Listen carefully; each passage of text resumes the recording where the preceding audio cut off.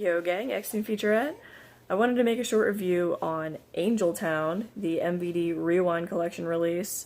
This was not sent to me for review, but I picked it up and I was like, what the hell? Lewis Switcher and I found this used in one of the exchanges that we went to recently, and I think it was like 10 bucks or something. I don't remember how much it was, but it was like ridiculously low. Like, it's hard to find these MVD Rewind Collection releases in the wild.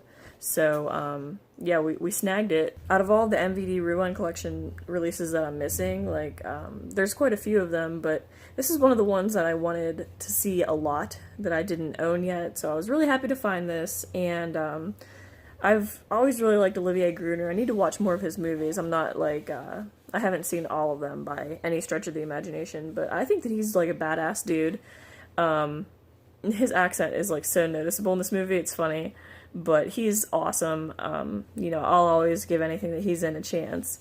I wouldn't say that I was like disappointed in this. It was like it was a cool movie. It was like, you know, a gang flick, but the pace was like a little bit off for me.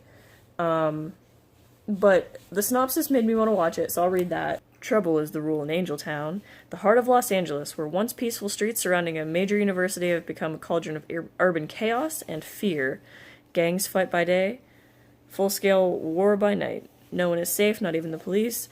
When Jacques Montaigne, an exchange student and champion kickboxer, tries to protect an innocent family from whom he rents a room, he becomes the target of a psychotic gang leader, Angel, and his street gang disciples. Forced to answer their vicious attacks, Jacques dispenses his own special brand of brutal street justice, one-on-one.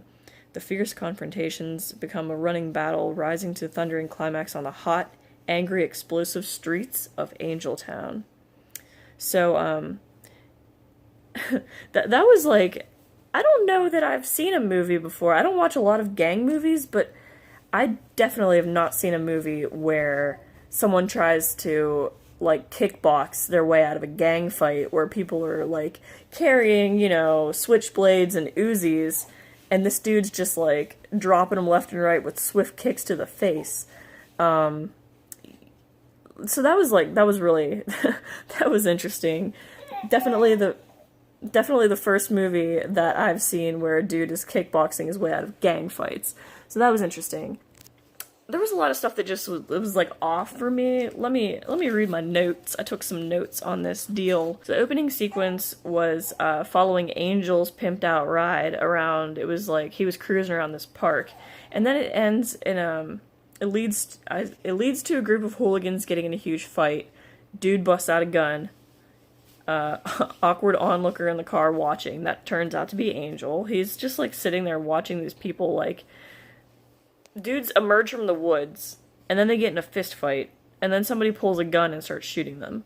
Okay. So then it cuts to Paris, and Olivier Gruner, Jacques Montaigne. At first I thought, like, someone was saying his name extremely wrong, and they kept calling him Jock, and at first I thought that they were literally just calling him, like, a jock. Like, I didn't realize they were saying the name Jacques. Because it was like so, I don't know. They were calling him like an Olympic kickboxer, and then they started calling him Jock. Yeah, it took me a minute to realize his name was actually Jacques Montaigne. Okay, whatever. So, he's like leaving to go to America to go to university, and it shows like him leaving his girlfriend or somebody in Paris, and she's like, oh, I'm gonna miss you, Jacques. And then she just drops her, like, coat, and she's, like, totally naked, and I was like, okay, awesome. Like, this is gonna be, like, a really, you know, weird movie. But then that was the last time that there was any sort of nudity in the movie. So, it was, like, once really, really quick in the beginning, and then it was, like, that never happened again. So it was just, like, I feel like setting a weird tone for something that never happened again. I don't know. It was just really forced and... like, I don't know if that was their way of, like, you know, enticing people to watch the movie or something. I don't know. So you get to see some tits, and then Montaigne goes to school, blah, blah, blah. Like, he gets there, like, late, and all of the housing is booked. So it shows him, like, wandering house to house, like, looking for housing. And he's just going farther and farther into the ghetto looking for somewhere to stay because all the housing's booked, and he like finally ends up at this one house. But as I was watching this, I was like, wouldn't that suck to not have like the internet and have to like search for things?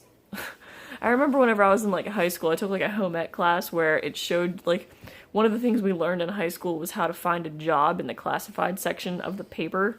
And I was just like, isn't that some shit? Like, finding an apartment and a job in the newspaper and like, walking around town finding for rent signs and shit. And I'm like, people don't do that anymore. And I was like, that's just weird. That's just super weird. Like the internet, a series of tubes. Okay, so he was looking for an apartment. He wanders into a rough part of town.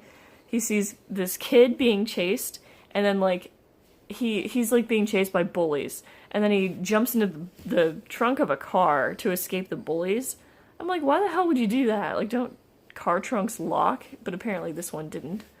And then like Montaigne had like a flashback to him as a kid going through the exact same situation. Like he was being chased by bullies and hid in a car, the trunk of a car. And I'm like, that's really odd. Like, not one but two, people have done this ever. So he like chases the bullies away because he has a connection with this kid that's getting bullied. And then the kid pops out of the trunk and is like, fuck off! And I'm like, okay. So I guess that you're in a bad part of town if some little kid that's getting bullied is telling you to fuck off, So then there's like the first day of school party or something, like some sort of gathering. He's walking to him some broad, and then this gang rolls up. These dudes are saying the lamest stuff ever. It's absolutely not threatening. They're saying things like, I'm gonna kick your ass, man. Okay. So then it shows him, like, walking through this town. I think at this point he has already, like, started renting this room. It's like a room and board type deal. It's like a big house, and the people that live there, they're like, oh, we don't rent out rooms anymore because it's too much trouble, blah, blah, blah. But then they rent a room to him because he's, like, different. He's walking through this town, and there's this character. I guess he's supposed to be, like, a war veteran or something. I think he's, like, I don't know if he's, like, just like injured or if he's like has an amputation, I forget, but he's like he's in a wheelchair, I think, and he's just sitting on his porch constantly like drinking. So he's walking down the street, sees this dude sitting on his porch drinking like a bottle of Jack or something, and Montaigne and this old veteran, like, they have the weirdest head nod ever, and then they just give him one of these. And I felt really awkward watching that, so that was to be noted. And immediately after that awkward head nod, a bunch of the gang members jump out of the bushes, literally. They jump out of the bushes and drag him into the bushes, and then he just starts kicking their ass, because he's like a kickboxing master. The people he was renting off of, he was essentially like protecting them the whole time. It was like a mom and her mother and her son. So it was like a grandma, a mom, and a kid. The son was like, a teenager or something. And the whole premise was, like, the gang kept trying to get this kid to join the gang. And I guess this gang killed this kid's father whenever he was younger. Like, his father was, like, a community leader. Like, he was trying to, like, bolster, like, community, like, togetherness or something. And he got killed. And now this gang is trying to recruit this kid, and he doesn't want to join. So the gang is like, if you don't join, we're gonna kill you and your mom. The kid's name's like Martin. So like Martin and his mom. Martin's mom gets like raped by the gang, and the kid's just like, whatever. And, Gruner's character, Montaigne, he's like talking to the kid about it. He's like, hey, they want me to join the gang, blah, blah, blah.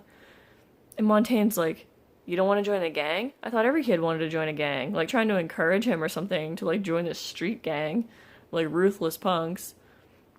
He's like, no, I don't want to join. They killed my dad. It was just very awkward. What I couldn't help noticing was that, Jacques Montaigne kept saving this family, Martin and his mom and everything. But what he wasn't doing was going to school. I'm like, this dude, like, saved up, and instead of, like, buckling down and, going to school, he, like, just ends up being, like, a street vigilante for this, like, family. It was just very bizarre. I think maybe, like, the best part of the whole movie, like, aside from the head nod. Okay, the head nod, There was this part at the end where the veteran, like, is, like, trying to help this kid, and he, like, climbs over a fence, and then climbs through this backyard, and it was kind of cool watching him do that. The best part of the movie, though, Montaigne is chasing these gang members by foot, and they're running past this big rig truck. There's 2 truckers in it, and the one dude, like, opens the door, and the gang members just, like, completely clothesline themselves on the door. Like, this dude just, like, runs straight into it, and his body keeps going. He's just, like, wiped out, and the trucker that opened the door, like, looks over to the other trucker, and he's like, he's fucked up. I'm like, that was, like, probably the best line of this entire movie. It was pretty funny. They mentioned in the movie, like, oh, the cops just forgot about this town, blah, blah, blah, it's so bad. And it's like, well, I wonder why. Like, there was a part where one of the gang members was going to, like I said, he, like, raped Martin's mother at her work or whatever, and, a cop is, like, going up to, like, whatever gang member it was, I forget. And the cop's like, hey, buddy, is that your car parked over there? And the dude just shoots him in the chest. It was just, like, really innocent question. Is that your car? And then just, like, nope, you're gone. You just got shot right in the chest. So, yeah, I can understand why the police don't patrol at night in this angel town. So the showdown at the end, they're, like, protecting the fortress. They go to Martin's house. All the gang's trying to, like, burn the house down because he doesn't want to join the gang. The disabled veteran Frank climbs through bushes and over fences and stuff to help the kid. He has, like, a rifle. What I found surprising was this dude was, like, so badass, and then, like, all of his shots completely missed their marks. Like, he didn't shoot anybody. Like, it was bad. He maybe shot, like, one dude in the arm. I was like, well, that was useless. But don't worry, because Montaigne came to save the day, because what 2 dudes with shotguns couldn't accomplish, you know, this dude just runs up and just starts kicking everyone in the face, and saves the day. So I was like, and the gang was, like, so stupid. They were all, like, hanging out at, like, the fence and stuff, like, just taunting them, like, hey, man, we're gonna burn your house down. What are you gonna do with that gun, dude?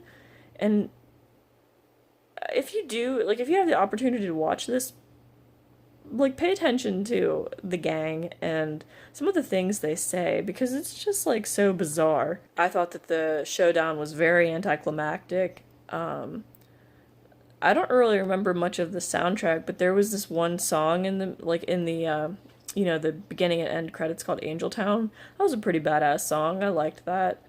The release itself, the picture was mediocre. It wasn't the best quality. And the sound was downright horrible in a lot of spots.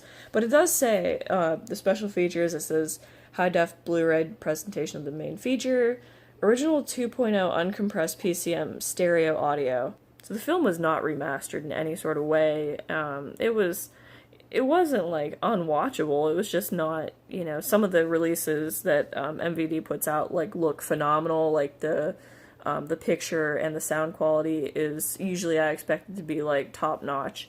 And it wasn't for this. It was, the sound was staticky in some parts, like the dialogue and just, like, background static, over a lot of the sound. For the type of movie it was, it didn't really bother me, but, don't go into it expecting, like, the highest quality. Some of the other stuff we have on here, archival audio commentary from director-producer Eric Carson, new 2018 interview with director-producer Eric Carson, new 2018 interview with star Frank Aragon, new 2018 interview with cinematographer John LeBlanc, archival making of featurette, archival interview with director Eric Carson, archival interview with star Olivier Gruner, original theatrical trailer, and collectible mini poster. So we already saw the really sweet retro slip.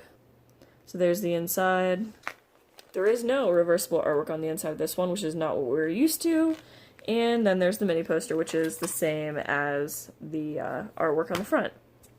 So it's really cool. I mean, it was an interesting gang movie, but it was just kind of, like, anticlimactic. I'll continue supporting MVD. Let me know what you thought of the movie, and thanks for watching.